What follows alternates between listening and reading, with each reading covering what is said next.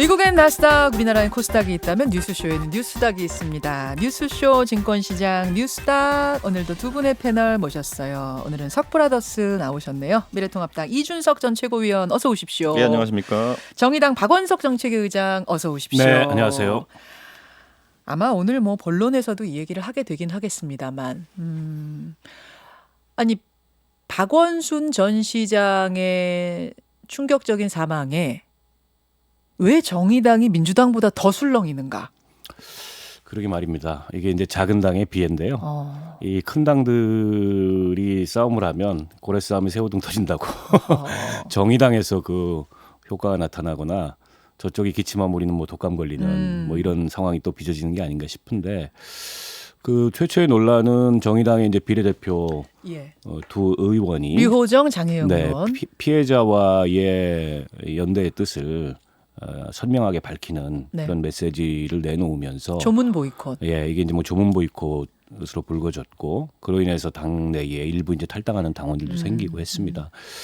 근데 이제 그 두 의원이 강조한 거는 이 상황에서 가장 힘든 사람 중에 한 명이 피해자이기 때문에 또 본인들은 또 젊은 여성 의원으로서 그 피해자와 굳건하게 연대하겠다 이 의사를 밝힌 거예요. 강조점이 거기에 있는 거고 조문을 가고 안 가고는 사실은 우리 고인이 되신 박원순 시장과의 개인적 관계의 정도에 따라서 가는 선택을 할 수도 있고 안 가는 판단이죠. 선택을 할 수도 있고 이 두 의원을 제외한 다른 의원들은 다 다녀왔습니다. 저도 다녀왔고 그러니까 당 지도부는 공식적으로 조문을 했고 조문과 이 피해자와의 연대와는 이분법적으로 나와서 볼 문제가 아니다. 이게 이제 당의 공식적인 입장이에요.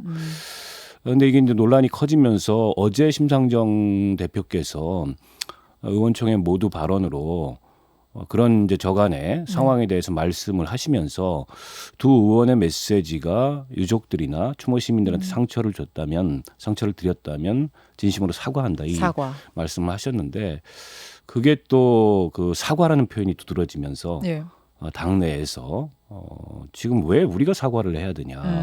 그리고 두 의원은 자기 할 말 한 건데 그게 왜 사과해야 될 일이고 사과를 한다면 당사자들도 아니고 왜 그걸 대표가 나서서 두 의원의 의견을 억압하는 식으로 사과를 하느냐. 또 이런 반발이 이어졌어요. 근데 이제 심 대표 그 메시지 전체를 보면 취지는 그런 게 아니었고 특히나 이제 피해자 측의 기자회견이 있은 이후기 때문에 진실을 밝히고 피해자를 보호하는 게 최우선이다.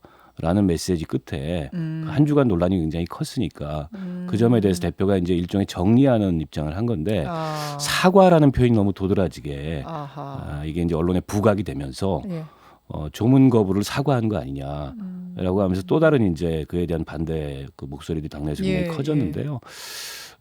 저는 뭐 그 사과라는 표현은 꼭 적절했다고 생각하지 않습니다.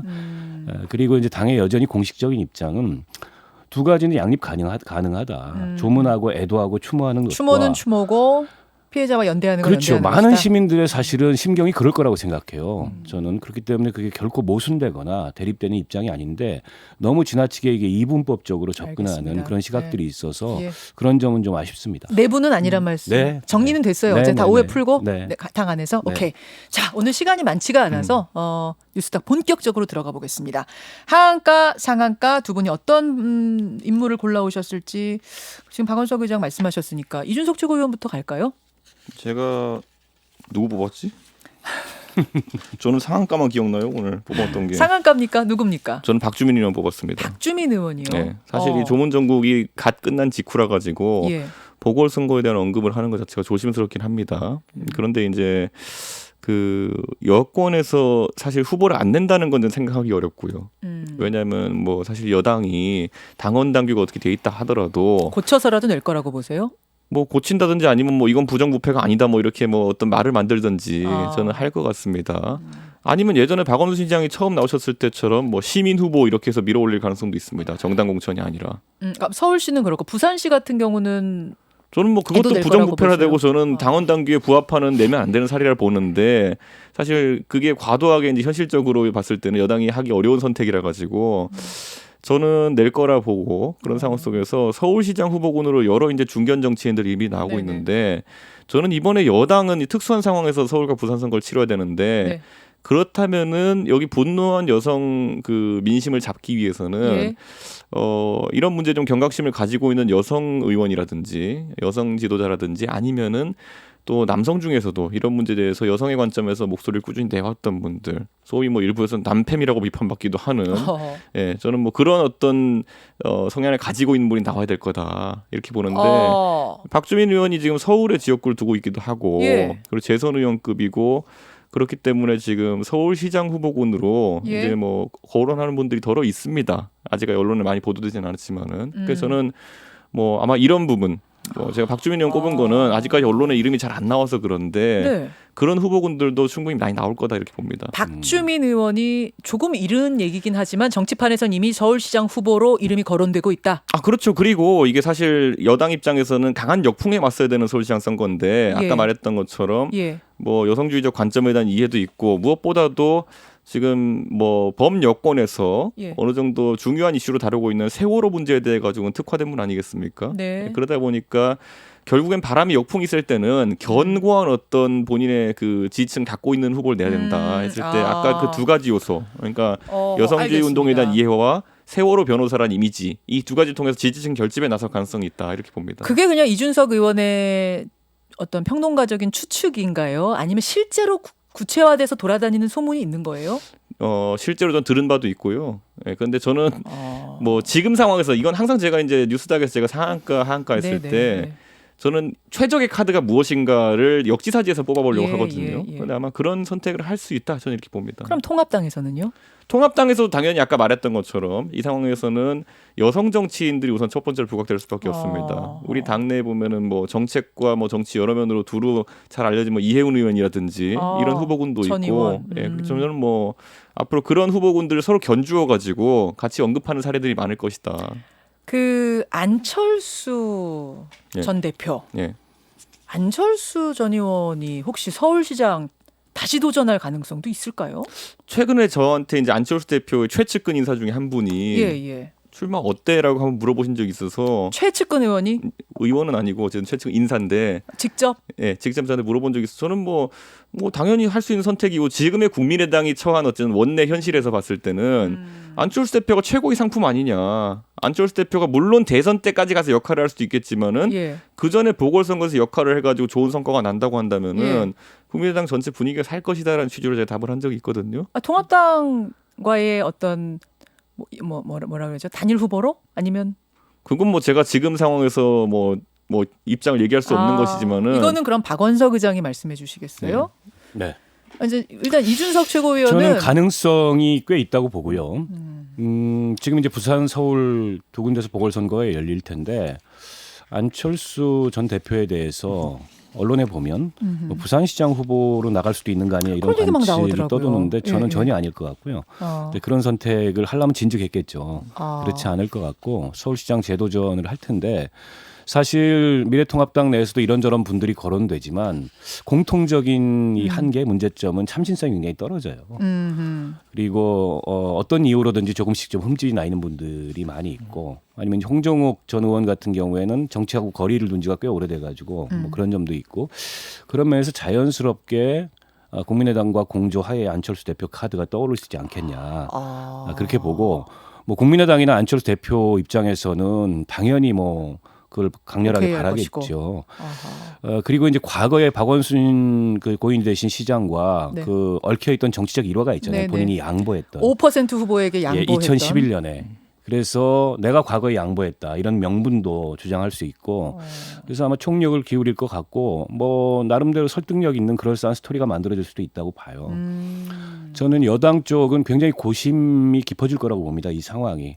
일단 두 군데 보궐선거가 이 열리는 것 자체가 여당 입장에서는 이렇게 그 더군다나 이제 본인 그 자신들의 그 단체장들의 귀책 사유로 인해서 열리는 것 자체가 유쾌한 상황은 아니고 또 이게 어떻게 보면 자칫 정권 평가적인 그런 어떤 대선 1년 앞두고 그런 의미를 띌 수도 있고 판이 커지면 커질수록 부담스러운 거죠.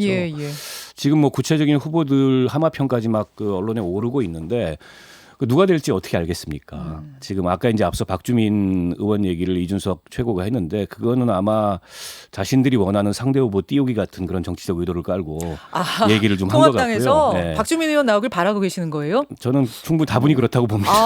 저는 박주민 아니 왜냐하면 지금 오르내리는 사람들의 언론에 오르내리는 인물들은 박영선, 추미애 장관 이런 이름들이 사실 오르내리고 있었거든요. 저는 박주민 의원이 굉장히 강력한 후보로 생각해서 제가 언급을 했던 것이고 다른 의도는 제가 없다. 저 의도를 알아요. 네, 뭐 제가 박원석 의원이 진영론으로 가두기 쉽고 박원석 의원님이 너무 정치공학적으로 생각하시는 거 아닌가 이렇게 생각하는데 사실 아무래도 아까, 이제 자연스럽게 떠오르는 카드가 여성 후보 카드겠죠. 권인숙 의원도 아까 그 얘기. 네, 그러니까 박영선 장관, 뭐 추미애 장관 이런 분들이 과거에도 서울시장 도전을 했거나 의사가 굉장히 있었던 분들이기 때문에 또 중진이고 이게 수도 서울의 시장을 맡을 만한 그런 무게감이 있다. 이런 등등이 복합적으로 작용해서 떠오를 가능성이 있고 그 이외에도 또 여성 정치인들이나 뭐 여러 도전 가능성. 아까 이제 박주민 의원도 얘기했지만은 저는 이 프로에도 패널로 자주 나오는 박용진 의원도 가능성이 있다고 생각해요. 박용진 의원도 서울 지역구고 서울 최다 득표로 했습니다. 맞습니다. 그분이 지난 총선에서. 당내에서 이런 경쟁들이 일어날 텐데 이제 부담스러운 건 그거죠. 당원 당규상 선출직 당직자의 중대 과실로 인해서 이게 보궐선거가 열릴 때는 공천을 안 하도록 명문화되어 있는데 그 명분이 일단 하나 굉장히 떨어지고 또 이게 이제 앞서도 말씀드렸지만 대선 1년 앞두고 벌어지는 이런 큰 판의 보궐선거가 정부 여당 입장에서는 뭐가 달가울 리가 있겠습니까? 그런 점들이 굉장히 고민이고 이게 지금 당권 경쟁 구도도 흔들고 있어요. 그렇죠. 내년 당장 4월에 보궐선거인데 이낙연 지금 후보 같은 경우에는 당대표가 돼도 그 직전인 3월 달에 사퇴를 해야 돼요. 그 당대표가 과연 맞느냐라는 부정적인 그런 여론도 일어나고 있어서 이모저모로 아무튼 민주당은 좀 고민스러운 상황이 아닌가 싶습니다. 저는 정의당이 후보 낼지도 굉장히 궁금해져요. 정의당은 어떻습니까? 저희도 이제 뭐 생각을 해봐야 되는데 아직 그럴 경황이 없습니다. 경황이 없죠. 사실은 오늘 박원석 의장의 하한가도 이해찬 대표, 김종인 위원장 이 박원순 전 시장과 관련된 이슈로 꼽아 오신 거죠? 네. 예. 제 두 분한테 무슨 억하심정이 있어서가 아니고요. 이번 사태를 보면서 한 시대와 세대가 저물고 있다. 근데 이런 느낌을 많이 받잖아요. 무슨 말씀이세요? 어떻게 보면 박원순 시장의 이런 갑작스러운 선택과 또 그와 관련된 이 성추행 논란 또 그에 대해서 우리 사회의 여론이 반응하는 이런 어떻게 보면 좀 홍해처럼 쫙 갈려가지고 여론이 충돌하고 있는데 그 과정에서 뭔가 이게 낡은 것은 죽어가는데 새 것이 아직 태동하지 않은 듯한 그런 느낌을 저는 개인적으로 받는데 그렇게 저무는 시대와 세대 낡은 것을 대표하는 두 분이 아닌가 싶고 또 이번 그 논란 과정에서 이분들이 좀 하셔서는 안 되는 부적절한 말씀도 좀 하셨어요. 두 분 다. 그렇죠. 이해찬 그 대표 같은 경우에는 어떻게 보면 이른바 이제 민주당 내에서 각종 2차 가해성 발언이 나오는 것에 방아쇠를 당긴 역할을 하셨죠. 그 기자 질문하는 데 대해서 조문을 갖다 나오는데 이제 기자 입을 확 막아버린 거잖아요. 그 부분. 그것도 그냥 어떻게 보면 저는 굉장히 폭력적인 방식이었다고 생각을 하고 아주 선명한 꼰대성을 드러냈다고 생각을 하는데 묻지도 마라, 예의가 아니다, 심지어 뭐 XX 자식 이런 욕까지 하는 거는 이 여당의 대표로서 하실 말씀은 아니죠. 김종인 위원장은요? 김종인 위원장은 바로 그 박원순 시장이 별세한 다음 날 아침에 뭐 당내 대책회의에 들어가서 재보궐선거 얘기를 꺼냈어요. 당일에. 고인에 대한 어떠한 추모도 없고 공당 대표로서 그런 것도 없이 어떻게 보면은 이게 상중에 제사밥 얘기를 거론한 건데 정말 그것도 부적절했다고 봅니다. 저는 이제 이번 사건을 통해 가지고 진영 논리라는 것이 또 강화되는 건 굉장히 우려스럽고 지금 상황에서 또 선택적 정의를 추구하는 사람들, 그러니까 우리 쪽 진영에 있던 사람들에 대해서는 한없이 관대하고 상대 진영에 대해서 한없이 이제 날카로운 사람들의 태도가 한번 또 도마에 오르지 않을까라는 생각을 저는 하게 되고요. 이번에 사실 저는 느꼈던 게 그 조문 논란 같은 경우에는 저는 그냥 첫날 그냥 갔다 왔거든요. 당의 입장이 무엇인지가 뭐 그렇게 중요합니까? 각 당에서 그걸 갖고 논쟁을 하고 그걸 통해서 정치적 스탠스를 보이려고 하는 것에 대해 가지고 상당히 우려스럽습니다. 앞으로 이런 것들이 뭐 계속 한번 어떤 분이 돌아가시고 할 때마다 논쟁이 되어야 되는 것인지, 그리고 이번에 범여권에서 항상 내세우던 공과 과 논리가 깨졌거든요. 예를 들어 바로 직전에 백선엽 장군 파묘 논란에 있어가지고는 공이 있어도 과가 있으면은 그분에 대해 가지고 사실상 기록 말살에 가까운 아니면 파묘까지 해야 된다 이런 얘기를 했던 분들이 지금 와가지고는 박원순 시장의 공과 가를 살피자라고 하는 것들 이런 건 전부 다 진영 논리로 비춰질 수밖에 없는 지점이기 때문에 저는 참 미성숙한 정치권의 모습이 보여졌다 이렇게 봅니다. 여기까지 오늘 뉴스다. 할 이야기들이 많은데 조금 짧았죠. 여기서 인사를 아쉽지만 드려야 될 것 같습니다. 두 분 고맙습니다. 고맙습니다. 김현정의 뉴스쇼는 청취자 여러분의 참여로 이루어집니다. 트위터, 페이스북, 레인보우 게시판 그리고 단문 50원, 장문 100원의 유료 문자 샵 1212, 우물정 1212 통해 참여하실 수 있습니다. 김현정의 뉴스쇼 여러분과 함께 만듭니다.